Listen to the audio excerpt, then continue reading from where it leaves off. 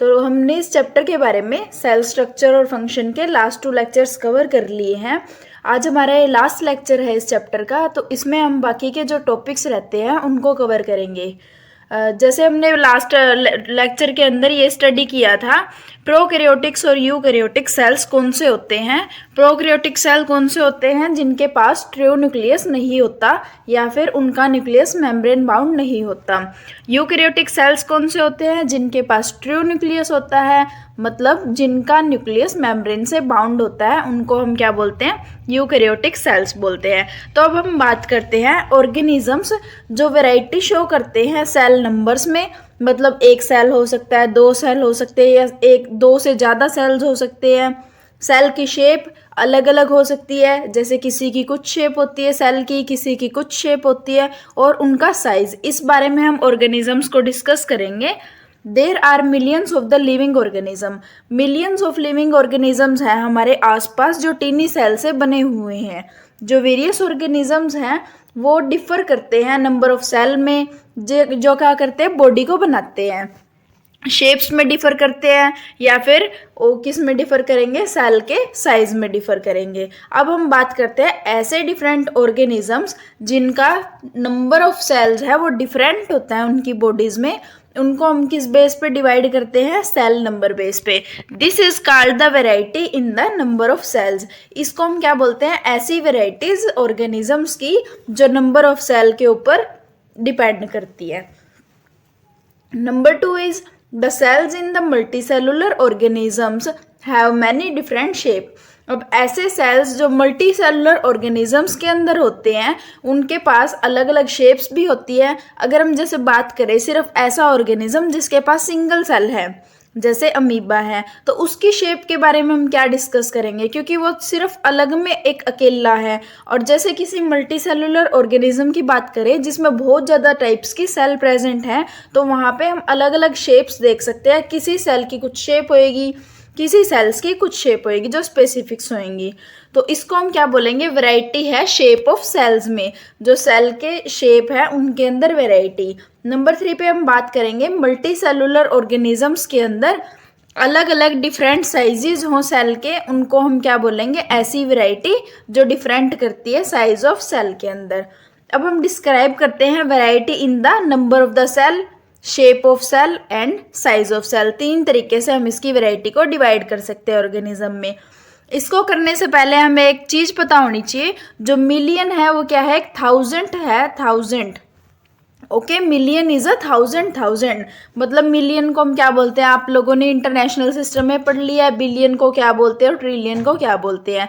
Million होता है सिर्फ 1000 को बोलते हैं, बिलियन बोलते हैं 1000 मिलियन को, और ट्रिलियन बोलते हैं 1000 बिलियन को। तो अब हम बात करते हैं सबसे पहले variety in number of cells. Number of cells में variety. All the living organisms are made up of cells. आप लोगों को पता है जितने भी लिविंग ऑर्गेनिजम्स हैं वो सारे हमारे सेल्स के बने हुए होते हैं, पर जो नंबर ऑफ सेल्स होती है वो वेरीज करती है ऑर्गेनिज्म टू ऑर्गेनिज्म। हर ऑर्गेनिज्म के अंदर अलग अलग सेल्स प्रेजेंट होती हैं। कुछ ऑर्गेनिजम्स हैं, जैसे हम प्लांट्स और एनिमल्स की बात करें तो उनके अंदर कुछ ऐसे ऑर्गेनिज्म हैं जो सिर्फ और सिर्फ 1 सेल के बने हुए होते हैं, जिनको हम क्या बोलते हैं, single celled organisms. While other organisms are made up of the large number of cells. लेकिन कुछ ऐसे ऑर्गेनिजम्स होते हैं जो लार्ज नंबर ऑफ सेल से मिलके बने हुए होते हैं। इसी को तो हम क्या बोलते हैं, variety in the number of cells. अगर नंबर ऑफ सेल्स की बात करें तो उनमें क्या वेराइटीज प्रेजेंट है, जैसे सिंगल सेल भी हो सकता है, बहुत सारे सेल्स भी हो सकते हैं। इस वजह से depending on the number of cells in the body of an organism, एक ऑर्गेनिज्म को हम क्या बोलते हैं, यूनिसेलुलर बोलते हैं और मल्टीसेलुलर बोलते हैं। इस वैरायटी के ऊपर डिपेंड करके हमारे 2 टाइप के ऑर्गेनिजम्स होंगे, unicellular and multicellular. Unicellular, uni का मतलब क्या होता है, सिर्फ 1, और सेलुलर का मतलब जो सेल से मिलके बना हो सेल्स। मल्टी का मतलब बहुत सारे, और सेलुलर मतलब सेल्स। तो अब हम सिंपलेस्ट लिविंग ऑर्गेनिज्म की बात करें जिसके अंदर सिर्फ एक ही सेल होता है उनकी बॉडी में, उस ऑर्गेनिजम्स को हम क्या बोलते हैं, यूनिसेलुलर ऑर्गेनिज्म बोलते हैं। यूनि मतलब 1, सेलुलर मतलब cell. One cell is also called the single cell. एक सेल को हम सिंगल सेल भी बोल सकते हैं, तो यूनिसेलुलर्स को हम सिंगल सेल्ड ऑर्गेनिज्म भी बोल सकते हैं। एग्जाम्पल है सबसे आसान यूनिसेलुलर का ऑर्गेनिज्म का है अमीबा। उसके बाद एक एग्जाम्पल है पैरामीशियम, यूग्लिना, क्लेमाइडोमोनास बैक्टीरिया। जो अपने ब्लू ग्रीन एल्गी का नाम सुना है वो क्लेमाइडोमोनास को ही बोलते हैं। उसके बाद है the single cell of all these organisms behaves as the complete organism.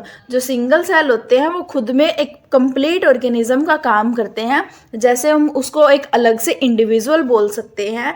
एक यूनिसेलुलर ऑर्गेनिज्म है वो परफॉर्म करता है अपने नेसेसरी फंक्शंस है जो लाइफ के, उनको सिर्फ और सिर्फ एक सेल की हेल्प से करता है।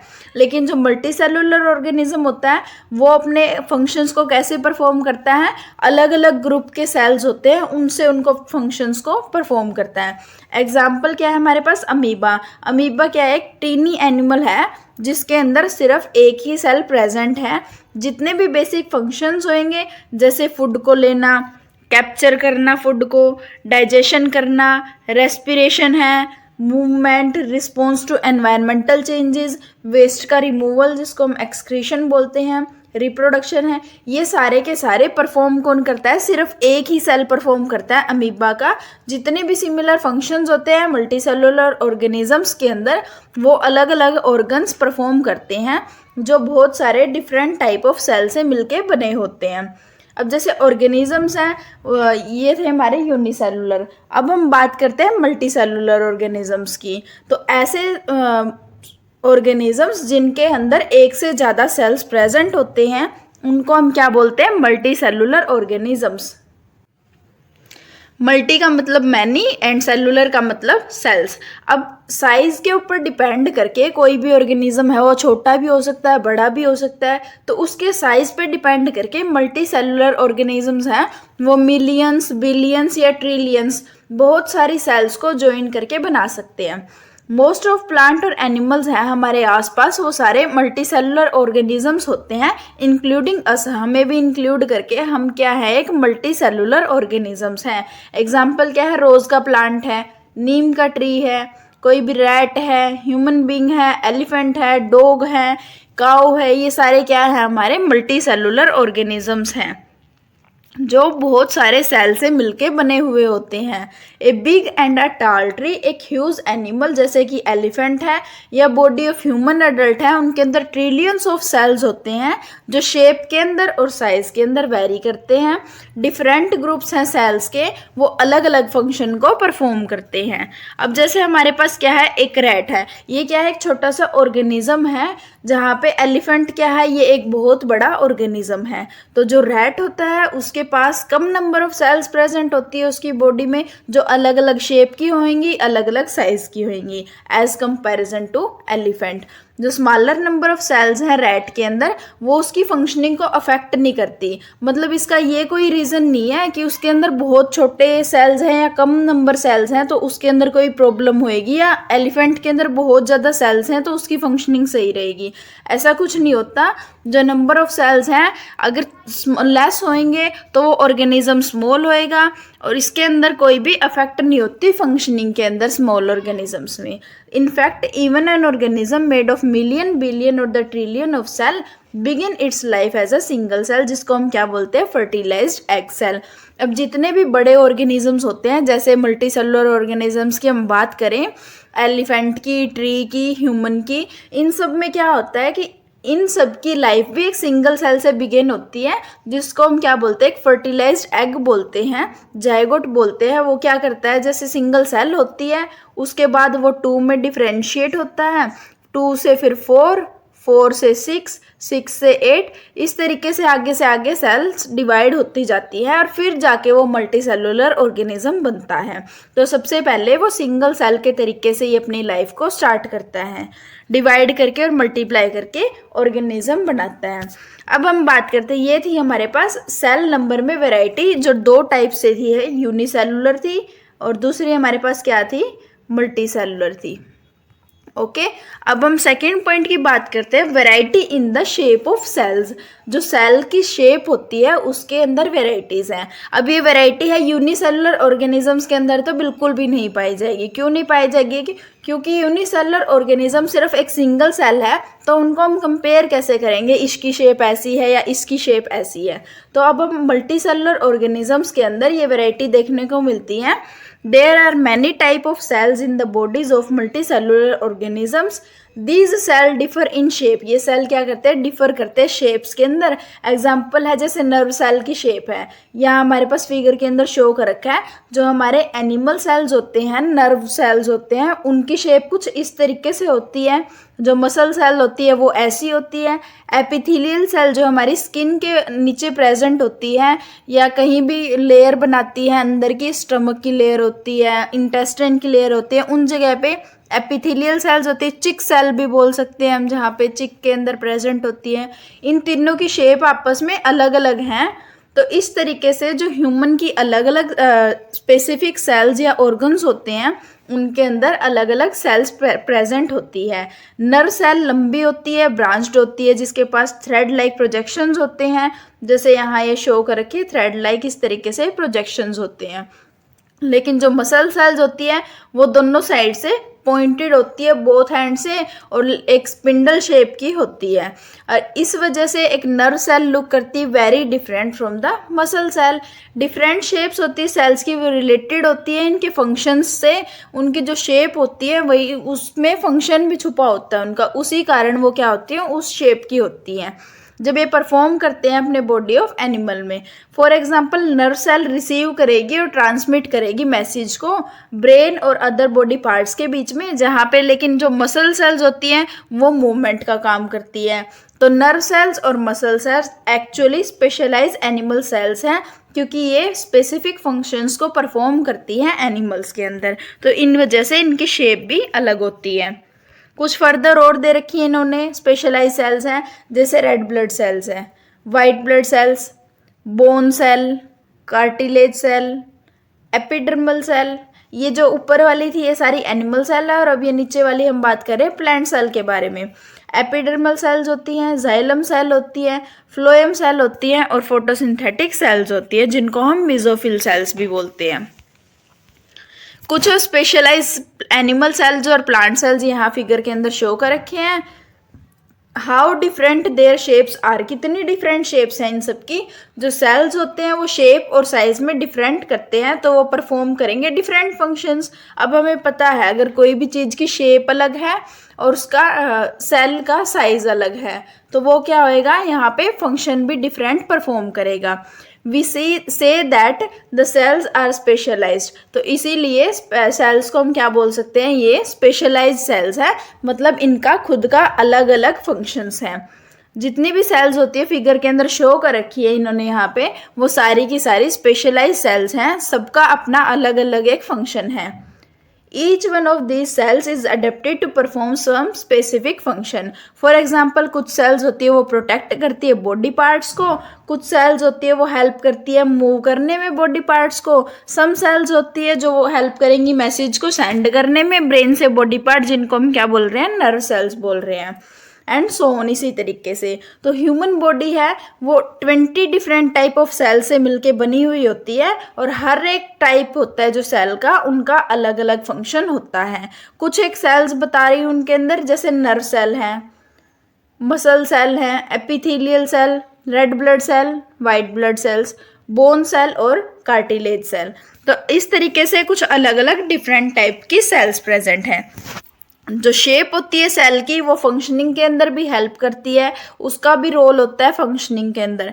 एग्जाम्पल क्या है, जैसे नर्व सेल है वो लॉन्ग होती है और एक वायर लाइक प्रोजेक्शंस होती हैं उनकी बाहर, जो मैंने आपको पीछे डायग्राम में दिखाया है, वायर लाइक जो प्रोजेक्शंस है, रूट्स टाइप्स हैं, तो वो लार्ज लेंथ है नर्व सेल की, उससे क्या होता है, मैसेज कैरी होता है लॉन्ग डिस्टेंस तक बॉडी के अंदर। और जो वायर लाइक प्रोजेक्शंस होती है नर्व सेल के अंदर, ये क्या करती है, कॉन्टैक्ट्स बनाती है दूसरी नर्व सेल्स के अंदर। जैसे यहाँ हमारी ये एक नर्व सेल है, उसके बाद हमारी नेक्स्ट नर्व सेल है, तो इनके अंदर जो ये प्रोजेक्शंस होते हैं हमारे वायर लाइक प्रोजेक्शंस होते हैं, ये क्या करते हैं, दो नर्व सेल्स को आपस में कनेक्ट करते हैं, कनेक्शन का काम करते हैं, जो क्या करता है, मैसेज को सेंड करता है ब्रेन से लेके दूसरे पार्ट ऑफ बॉडी में।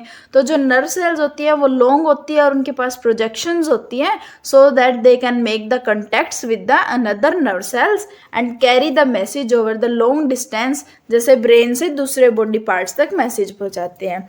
And we say that the nerve cells are specially adapted to transmit the messages. तो इसी वजह से नर्व सेल्स है वो स्पेशली सिर्फ किस चीज़ के लिए होती है, मैसेज को ट्रांसमिट करने के लिए होती हैं। Since the nerve cell receive and transfer the message, they help to control and coordinate the working of different parts of the body. Let us take the example of muscle cells now. अब हम muscle cells के बारे में बात करते हैं कि उनका फंक्शन किस तरीके से सेल शेप के ऊपर डिपेंड करता है। मसल सेल्स स्पेशली किस लिए अडेप्ट की जाती है, मूवमेंट के लिए अडेप्टेड होती हैं। ये किस तरीके से इनकी मूवमेंट होती है, जो मसल सेल्स हैं उनके पास स्पेशल प्रॉपर्टी होती है जिससे वो क्या कर हो सकती है, कॉन्ट्रैक्ट हो सकती है और रिलैक्स हो सकती है।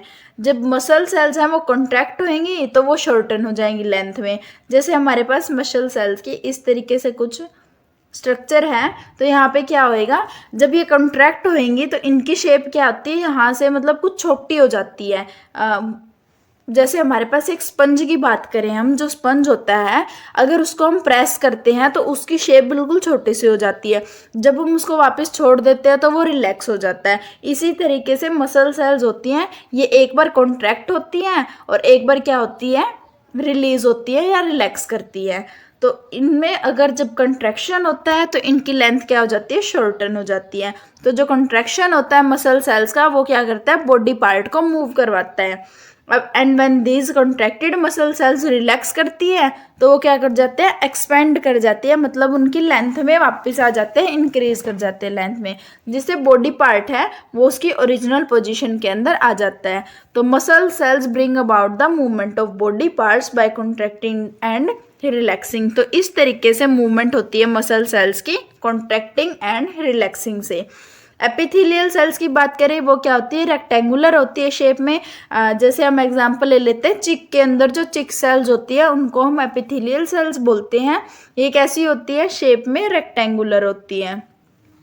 जो एपिथेलियल सेल्स होती है ये एक थिन लेयर बनाती है बॉडी पार्ट्स की, जैसे मैंने आपको ऊपर भी बताया था, स्टमक की लाइनिंग में भी हो सकती है, इंटेस्टिनल में भी हो सकती है और उसके बाद स्किन के अंदर भी हो सकती है एपिथेलियल सेल्स। तो ये क्या करती है, एक थिन लेयर बनाती है बॉडी पार्ट्स के ऊपर से, जो प्रोटेक्ट करता है सेल को इंजरी से।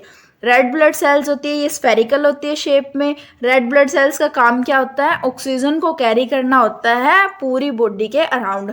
वाइट ब्लड सेल्स होती हैं, ये हमेशा इरेगुलर शेप्स की होती है, इनकी कोई प्रॉपर शेप नहीं होती। वाइट ब्लड सेल्स है ये ईट करती है या फिर क्या कर देती है, बैक्टीरियाज को किल कर देती है जो एंटर करते हैं ब्लड के अंदर, ताकि बहुत सारी डिजीज से हमें सेव कर सके। अब हम मोर इसके बारे में, जैसे अलग अलग सेल्स के बारे में, उनकी स्ट्रक्चर्स क्या है, इनके बारे में हम नेक्स्ट क्लास के अंदर हायर क्लासेस में स्टडी करेंगे। तो अब हम प्लांट सेल्स के बारे में भी देख ले, जैसे हमने अभी एनिमल सेल्स के फंक्शंस और उनकी डिफरेंट शेप साइज देखे हैं, तो इसी तरीके से हम प्लांट सेल्स की बात करते हैं।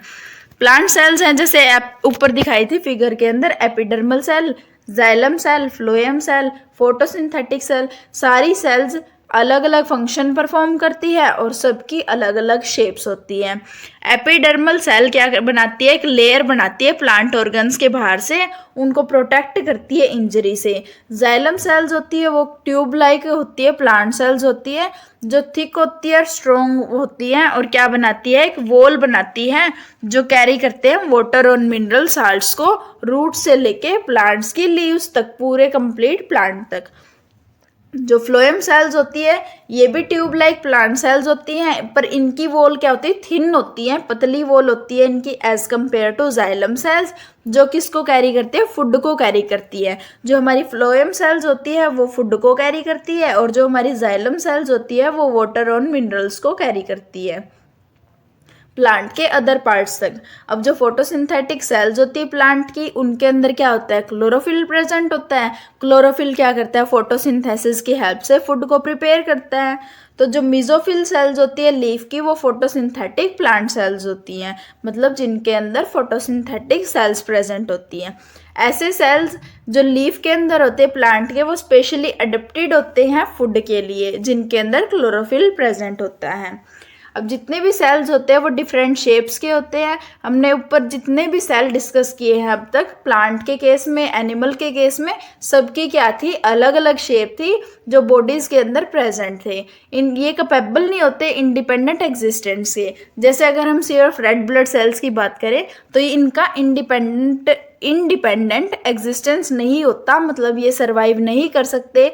अब ये कंप्लीट, जैसे अमीबा की बात करें, अमीबा सिंगल सेल होता है तो वो सरवाइव कर सकता है, कैपेबल होता है उसके खुद के इंडिपेंडेंट एग्जिस्टेंस पे। पर यहाँ जो मल्टी सेलुलर के हमने जितनी भी सेल्स को डिस्कस किया है वो इंडिपेंडेंट नहीं रह सकती, वो उनकी डेथ हो जाती है। जो शेप होती है अमीबा सेल की वो इरेगुलर शेप होती है। जो अमीबा सेल्स होते हैं उनकी कोई फिक्स शेप प्रेजेंट नहीं होती है। तो अमीबा सेल है वो चेंज करते रहते हैं अपनी शेप को कॉन्टिन्यूअसली। जो शेप होती है अमीबा की वो चेंज क्यों करती है, क्योंकि जो अमीबा है ना वो अपना साइटोप्लाज्म को फ्लो करवाता है किसी भी डायरेक्शन में, जिस डायरेक्शन में वो चाहता है।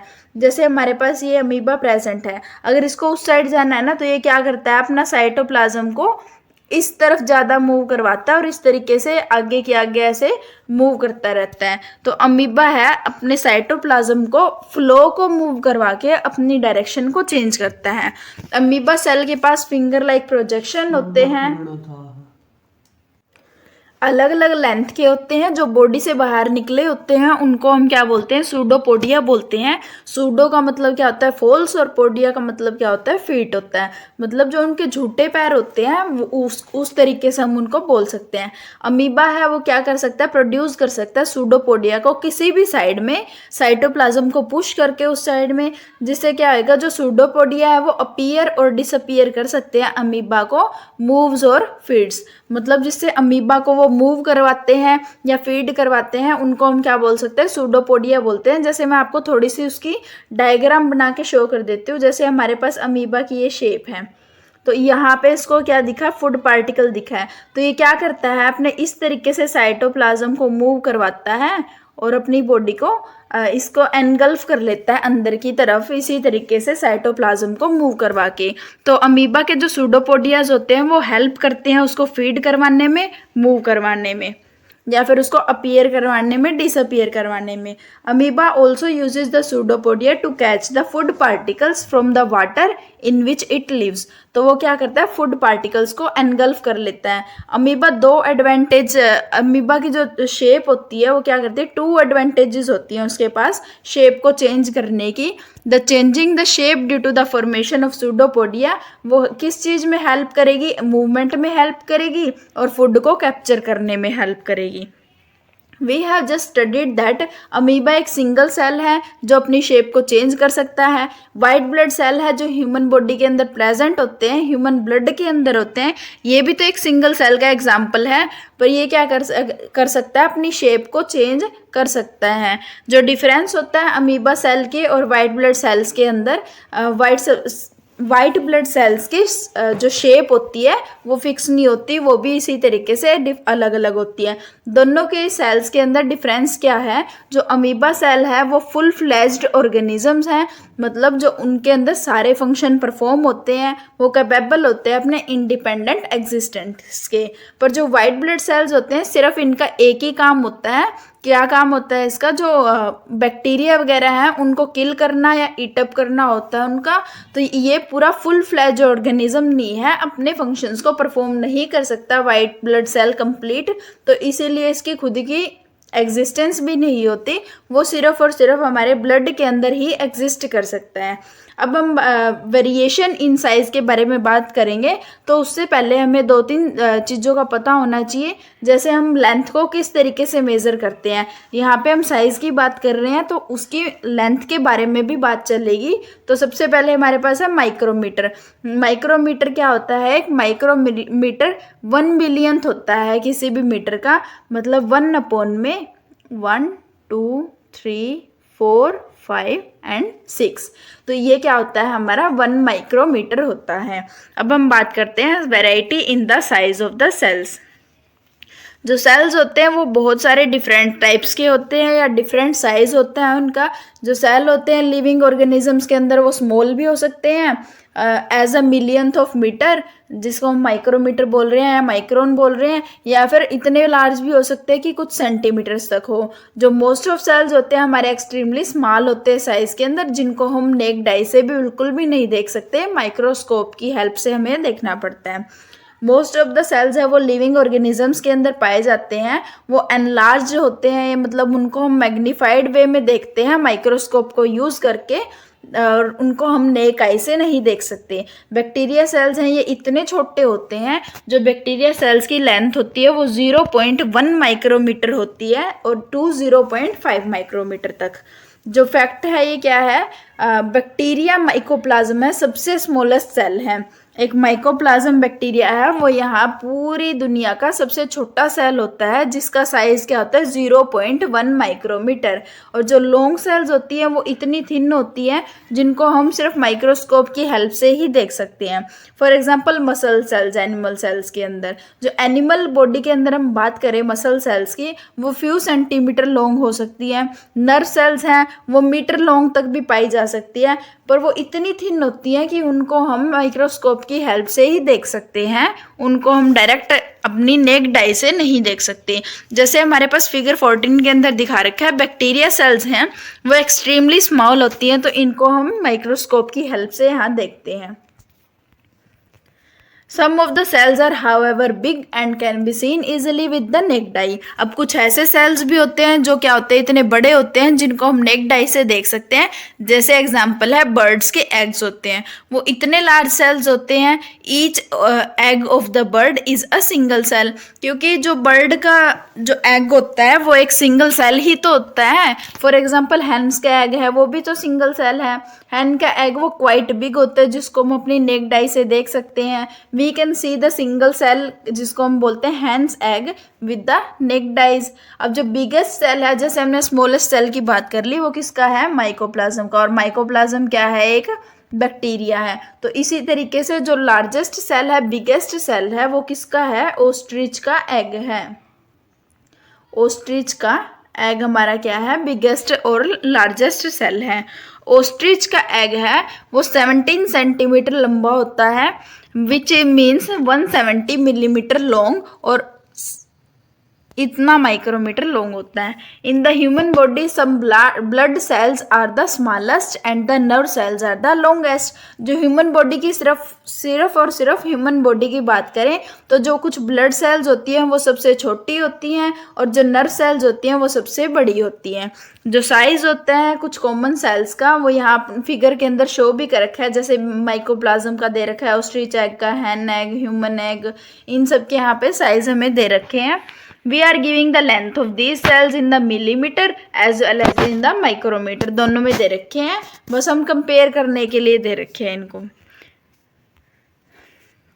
We have just said that जो बिगेस्ट सेल है एग ऑफ ऑस्ट्रिच का, और जो ऑस्ट्रिच एग है वो एक्चुअली 170 मिलीमीटर लॉन्ग होता है और 130 मिलीमीटर वाइड होता है। तो हम उस बिगेस्ट सेल को हमारी नेक्ड आई से देख सकते हैं, जिसकी मेजरमेंट क्या होती है? 170 mm into 130 mm। If we use the unit of centimetre, we can say that ostrich egg की मेजर कितनी होती है? 17 सेंटीमीटर इंटू 13 सेंटीमीटर। जो साइज होता है सेल्स का उसकी कोई रिलेशन नहीं होती साइज ऑफ बॉडी के साथ। जो एनिमल की बॉडी का साइज होता है उसका और जो साइज सेल का है उसका कोई भी आपस में रिलेशन नहीं होता। जैसे अब हम बात करें एलिफेंट की, एलिफेंट एक बहुत बड़ा एनिमल है, लेकिन रैट क्या है? एक बहुत छोटा एनिमल है। तो it is not necessary that जो सेल्स हैं एलिफेंट के अंदर वो बड़े बड़े हों और जो रैट के अंदर सेल्स हैं वो छोटे छोटे हों, ये कोई नेसेसरी नहीं है। जो साइज होता है सेल का वो सिर्फ और सिर्फ फंक्शन से रिलेट करता है। जैसे नर्व सेल्स हैं एलिफेंट के अंदर भी और रैट के अंदर, दोनों के अंदर ही लॉन्ग होते हैं और ब्रांच्ड होते हैं। ये सेम फंक्शन परफॉर्म करते हैं मैसेज को ट्रांसमिट करने का, चाहे वो ह्यूमंस के अंदर बात हो या एलिफेंट्स के अंदर हो या रैट्स के अंदर हो। अब हमने सारे इनके छोटे छोटे पॉइंट्स तो पढ़ लिए हैं, जैसे प्रोकैरियोट ऑर्गेनिजम्स, यूकैरियोट ऑर्गेनिजम्स, इनके सेल में क्या डिफरेंस है, इनके अंदर क्या क्या प्रेजेंट होता है, प्लांट सेल में क्या डिफरेंस है, एनिमल सेल में क्या डिफरेंस है। तो अब हम इनके पूरे ऑर्गेनिज्म किस तरीके से बनते हैं उसके बारे में बात करते हैं। तो सबसे पहले हमारे पास क्या होता है, एक सेल होता है। सेल के मिलने से टिश्यू बनता है और बहुत सारे टिश्यूज के मिलने से ऑर्गन्स बनते हैं। ऑर्गन्स के बाद ऑर्गन सिस्टम होता है और फिर जाके हमारा कंप्लीट ऑर्गेनिज्म का फॉर्मेशन होता है। अब हम एक एक इनके बारे में बात करेंगे। जैसे नंबर 1 है हमारे पास सेल्स। सेल सबसे स्मॉलेस्ट यूनिट होती है लाइफ की, जिसकी डेफिनेट स्ट्रक्चर होती है और एक स्पेसिफिक फंक्शन वो परफॉर्म करती है। ऑल द सेल्स हैं मल्टी सेलुलर ऑर्गेनिजम्स के, वो आपस में सिमिलर नहीं होते, बहुत डिफरेंट टाइप्स के शेप और साइजेस प्रेजेंट होते हैं। मोस्ट ऑफ सेल्स होते हैं वो स्पेशलाइज होते हैं उनके पर्टिकुलर फंक्शंस पे, जिनको हम क्या बोलते हैं, स्पेशलाइज सेल्स। स्पेशलाइज सेल्स का एग्जांपल है मसल सेल बोल सकते हैं हम, जिसको नर्व सेल बोल सकते हैं, जिनका एक प्रॉपर फंक्शन होता है। जैसे एग्जांपल इसने दे रखा है मसल सेल्स का, जो स्पेशलाइज होते हैं कॉन्ट्रैक्ट और रिलैक्स में, जो मूवमेंट करवाते हैं बॉडी पार्ट्स की। प्लांट्स के अंदर बात करें तो जैसे फोटोसिंथेटिक सेल्स हैं, ये सिर्फ किस लिए फंक्शन करती हैं, फोटोसिंथेसिस के लिए, फूड बनाने के लिए। तो बहुत सारे टाइप्स के स्पेशलाइज सेल्स प्रेजेंट होते हैं एनिमल और प्लांट्स के अंदर, जो डिफरेंट डिफरेंट फंक्शंस को परफॉर्म करते हैं। अब हमारे पास टिश्यूज़। टिश्यूज़ के अंदर क्या होता है, जो मल्टी सेलुलर ऑर्गेनिज्म प्रेजेंट होते हैं हमारे पास, वो मिलियन ऑफ सेल के बने हुए होते हैं। जो सेल्स होते हैं मल्टी सेलुलर ऑर्गेनिजम्स के अंदर, वो एक सिंगल सेल के तरीके से वर्क नहीं कर सकते। वो क्या करते हैं, एक ग्रुप बना के, सिमिलर जो सेल्स होते हैं उनका ग्रुप बना के उस तरीके से वो वर्क करते हैं। वो क्या करते हैं, एक टीम वर्क करते हैं। जो ग्रुप होता है सिमिलर सेल्स का, वो आपस में वर्क करता है एक फंक्शन को परफॉर्म करने के लिए, उसको हम क्या बोलते हैं, टिश्यू बोलते हैं। जैसे हमारे पास सेल था, उसका खुद का एक क्या था, प्रॉपर, उसका मतलब एक खुद का फंक्शन था, स्पेशलाइज फंक्शन था और उसकी डेफिनेट स्ट्रक्चर थी, तो उसको हमने सेल बोला था। लेकिन जब ग्रुप होएगा सिमिलर सेल्स का, वो इकट्ठा काम करेंगे एक फंक्शन को परफॉर्म करने के लिए, उसको हम क्या बोलेंगे, टिश्यू बोलेंगे। एग्जाम्पल है मसल टिश्यू। अभी हमने ऊपर मसल सेल की बात करी थी, जो मूवमेंट में हेल्प करवाता है, लेकिन ये क्या करता है, इकट्ठा काम करता है बहुत सारी मसल सेल्स के साथ मिलके, जिसको हम क्या बोलते हैं, मसल टिश्यू बोलते हैं। मसल टिश्यू क्या होता है, ग्रुप होता है मसल सेल्स का, जो आपस में ज्वाइन करते हैं to perform a specific function. कौन सा फंक्शन, मूवमेंट का, कॉन्ट्रैक्ट और रिलैक्स का, जिससे बॉडी पार्ट्स मूव होंगे। तो मसल टिश्यूज हैं वो ब्रिंग कराएंगे movement in the body parts of the animals. अब प्लांट्स के बारे में बात कर लेते हैं। जैसे फोटोसिंथेटिक टिश्यू। फोटोसिंथेटिक टिश्यू के अंदर क्या होता है, फोटोसिंथेटिक सेल्स का ग्रुप होता है, जो आपस में ज्वाइन करते हैं और स्पेशलाइज होते हैं सिर्फ और सिर्फ फोटोसिंथेसिस करने के। यहाँ एग्जाम्पल में आपको मसल टिश्यूज शो भी कर रखा है। There are many different type of tissues present, animals में भी और प्लांट्स में भी। तो बहुत टाइप्स के टिश्यूज होते हैं, क्योंकि सेल्स भी तो हमारे बहुत टाइप्स के हैं, तो वो उनके ग्रुप्स बना के अलग अलग टाइप के टिश्यूज प्रेजेंट होते हैं। अब है बात करते हैं हम ऑर्गन्स की। जो बॉडीज होती है एनिमल्स की और प्लांट्स की, वो अलग अलग टाइप के टिश्यू से मिलके बनी हुई होती हैं। जो डिफरेंट टिश्यूज होते हैं एनिमल्स में भी और प्लांट्स में भी, वो सेपरेटली वर्क नहीं कर सकते। जैसे मतलब 2-3 टिश्यू मिलके आपस में कुछ और फंक्शन कर रहे हैं, तो इस तरीके से वो अलग अलग काम नहीं कर सकते। जो डिफरेंट टिश्यूज होते हैं वो आपस में कंबाइन करेंगे ऑर्गन बनाने के लिए। दीज ऑर्गन परफॉर्म करेंगे different task for the animal और द प्लांट। अब प्लांट और एनिमल के लिए फिर वो अलग अलग टास्क को परफॉर्म करेंगे। एग्जाम्पल के तौर पे हम क्या बोल सकते हैं इसको, ऑर्गन एक कलेक्शन होता है डिफरेंट टिश्यूज का, जो वर्क करते हैं together to perform a particular function in the body of an organism. ये क्या करते हैं, किसी पर्टिकुलर फंक्शंस को परफॉर्म करने के लिए अलग अलग टिश्यूज का कलेक्शन होता है।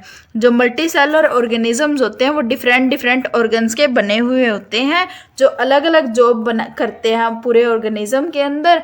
जैसे ऑर्गन्स की अगर हम बात करें एनिमल्स के अंदर जो पाए जाते हैं, हार्ट है, स्टमक है, brain, lungs, kidneys, liver, intestine, mouth, eye, ear, hand, finger, ये सारे क्या है हमारे पास अलग अलग ऑर्गन्स प्रेजेंट हैं। जैसे एग्जांपल में यहाँ दिखा रखे हैं, तो ये जितने भी ऑर्गन्स हैं ये सारे क्या हैं, अलग अलग टाइप के टिश्यू से मिलके बने हुए होते हैं। जैसे हार्ट का फंक्शन क्या होता है, ब्लड को पंप करना पूरी बॉडी के अराउंड। तो जो फंक्शन होता है स्टमक का, फूड को डाइजेस्ट करना। ब्रेन का क्या फंक्शन होता है, पूरे बॉडी पार्ट्स को कंट्रोल करना। जो लंग्स का फंक्शन क्या होता है, ब्रीदिंग का काम होता है। Function of lung is to take in oxygen and give out the carbon dioxide. तो जो बॉडी होती है, अब हम प्लांट के बारे में बात करें, उसके अंदर भी अलग अलग ऑर्गन्स होते हैं जो वेरियस ऑर्गन्स पाए जाते हैं प्लांट्स के अंदर। जैसे रूट्स हैं, स्टेम, लीव्स, फ्लावर्स, फ्रूट।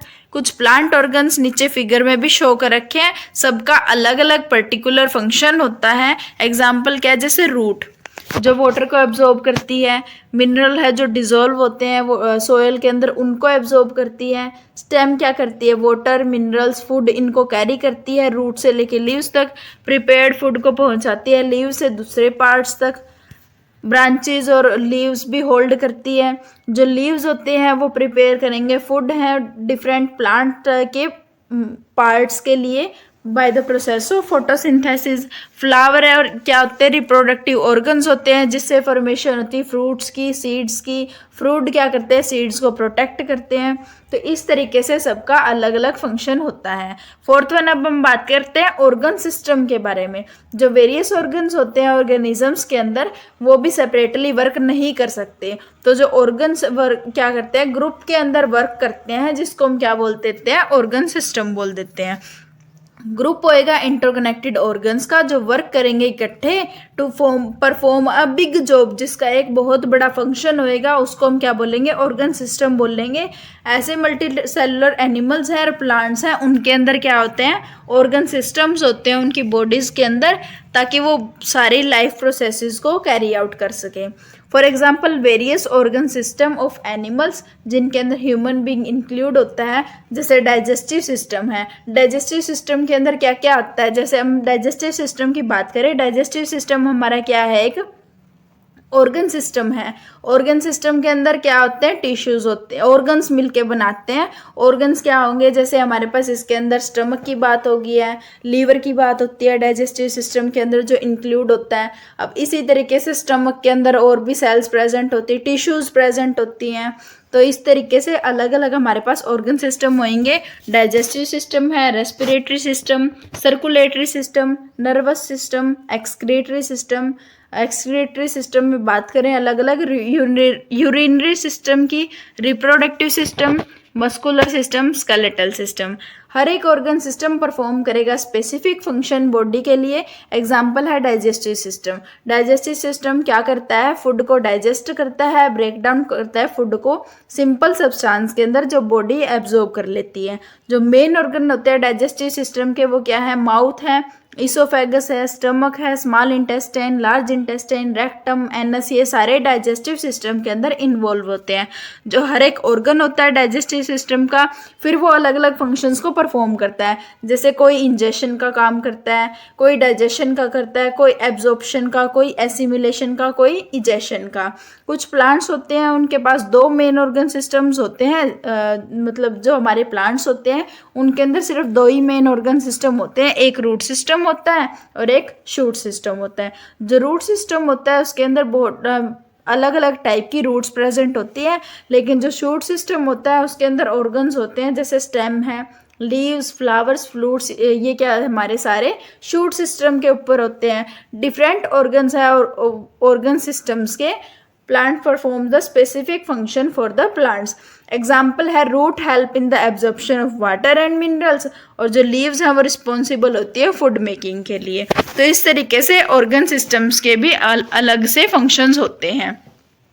अब हम बात करें ऑर्गेनिजम्स की। ऑर्गेनिज्म एक ऐसा एनिमल होता है या फिर एक ऐसा प्लांट होता है जो एग्जिस्ट करता है खुद से, मतलब पूरा एक ऑर्गेनिज्म अलग से एग्जिस्ट कर सकता है।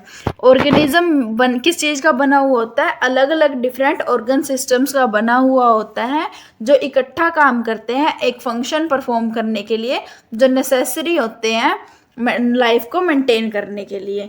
तो an organism is an animal और the plant which can exist on its own. Organism is made up of the many different organ systems जो वर्क करेंगे इकट्ठे to perform the all the functions जो necessary होते हैं life को maintain करने के लिए। एग्जाम्पल है ह्यूमन बीइंग एक ऑर्गेनिज्म है। ह्यूमन बीइंग फिर किस चीज़ का बना हुआ होएगा? अलग अलग ऑर्गन सिस्टम्स का बना हुआ होता है, जैसे digestive system, respiratory system, circulatory system, nervous, excretory, reproductive, muscular, skeletal. ये जितने भी ऑर्गन सिस्टम होंगे ये आपस में इकट्ठे मिलके काम करेंगे ताकि जिससे एक ह्यूमन बीइंग बना सके, लिविंग ऑर्गेनिज्म बना सके। इसी तरीके से कैट होती है, डॉग, बर्ड, नीम ट्री है, मैंगो ट्री, रोज प्लांट, ये भी सारे ऑर्गेनिजम्स हैं। डिफरेंट ऑर्गन्स परफॉर्म करेंगे, डिफरेंट ऑर्गन्स हैं वो क्या करेंगे? इकट्ठे वर्क करेंगे इनके और एक कंप्लीट ऑर्गेनिजम्स बनाएंगे। इन सब डिस्कशन से हम एक कंक्लूजन कर सकते हैं जो मल्टी सेलुलर ऑर्गेनिज्म है वो किस तरीके से बनते हैं। जैसे सेल्स होती हैं वो किस चीज़ की बनी हुई होती है? टिश्यूज़ की। जो टिश्यूज़ होते हैं वो ऑर्गन्स के मिल के बनते हैं। जो ऑर्गन्स होते हैं वो ऑर्गन सिस्टम बनाते हैं और जो फाइनली ऑर्गन सिस्टम होता है वो क्या बनाता है? एक ऑर्गेनिजम्स बनाते हैं। तो ऑर्गेनाइजेशन जिसके अंदर लिविंग बॉडी डिपिक्टेड होती है वो कैसे होती है? सबसे पहले हमारे पास सेल्स होती हैं, सेल मिलके टिश्यू बनाती हैं, टिश्यू के बाद ऑर्गन्स होते हैं, ऑर्गन्स के बाद ऑर्गन सिस्टम्स होते हैं और उसके बाद क्या होते हैं? ऑर्गेनिज्म होते हैं। अब जैसे हम एक एग्जाम्पल की बात करें, ऑर्गेनिज्म में हमने ले लिया ह्यूमन बींग्स।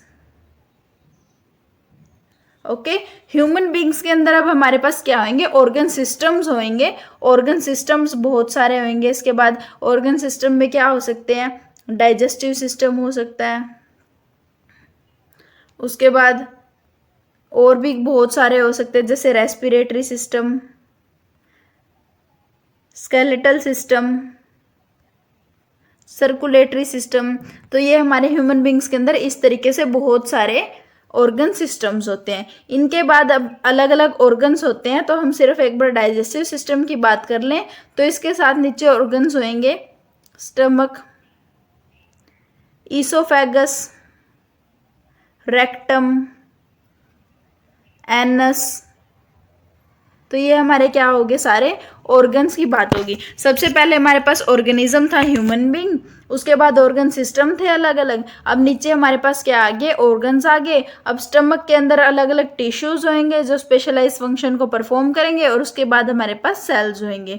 तो इस तरीके से हमारा कंप्लीट ऑर्गेनिज्म की फॉर्मेशन होती है।